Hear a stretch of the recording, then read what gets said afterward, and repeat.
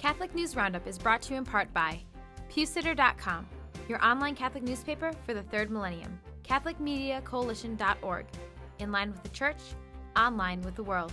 And TheAmericanCatholic.com, politics and culture from a Catholic perspective.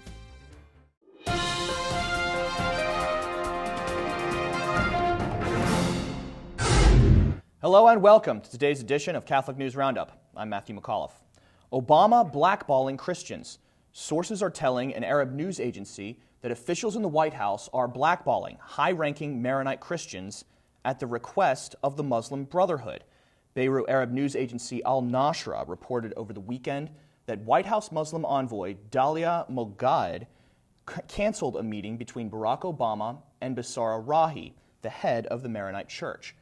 JihadWatch.org points out the report from the news agency in Beirut also says Moghaed did so, quote, heeding a request by the higher leadership of the Muslim Brotherhood in Egypt.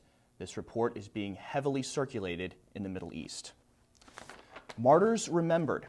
A year after Muslims viciously attacked Our Lady of Deliverance Chaldean Catholic Church in Baghdad, leaving 58 dead and the church in ruins, Catholics all over the world are coming together to remember and pray for the martyred. At one such Mass, held in the Detroit area of Michigan, hundreds gathered to hear the words of Bishop Yusuf Habash, in charge of all Syriac Rite parishes in the U.S. and Canada, who relayed to RealCatholicTV.com how strongly the faith lives with persecuted Catholics in Iraq.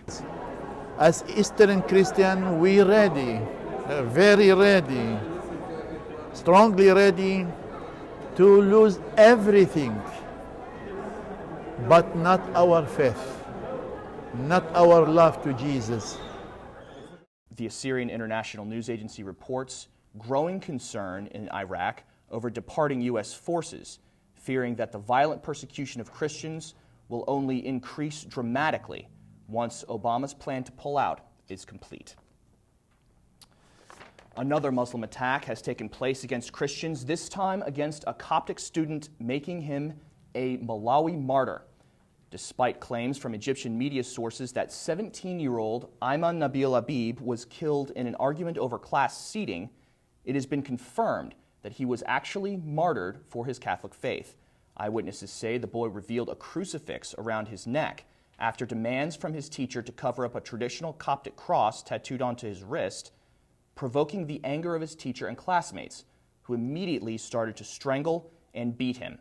Though Ayman managed to flee, he was followed to a bathroom where the violence continued until his attackers lost interest, and his student advisor called an ambulance. Within an hour of the phone call, the young student passed away after paramedics failed to stabilize him, making this another one of many attacks against Christians by Muslims in the Middle East. Stay with us. We'll be back in just a few seconds. Catholic News Roundup is brought to you in part by NewOxfordReview.org, the voice of Catholic Orthodoxy, in print and on the web, and RenewAmerica.com, expanding the influence of America's grassroots in the cause of freedom. Griping Gingrich. Recent Catholic convert and presidential candidate Newt Gingrich is going to bat for Christianity, speaking out in opposition to the Muslim lawsuit against Catholic University of America during a pig roast in South Carolina. You may remember Professor John Banzaf's latest lawsuit against the university, claiming it is discriminatory for the school not to create a specific place for Muslim worship on campus. Fox News reports Gingrich posed the rhetorical question, quote, "Are you prepared to sponsor a Christian missionary in Mecca? Because if you're not prepared to sponsor religious liberty in Saudi Arabia, don't come and nag us with some hypocritical baloney. So I think we need to be prepared to stand firm for genuine religious liberty, not for something that's anti-Christian," end quote.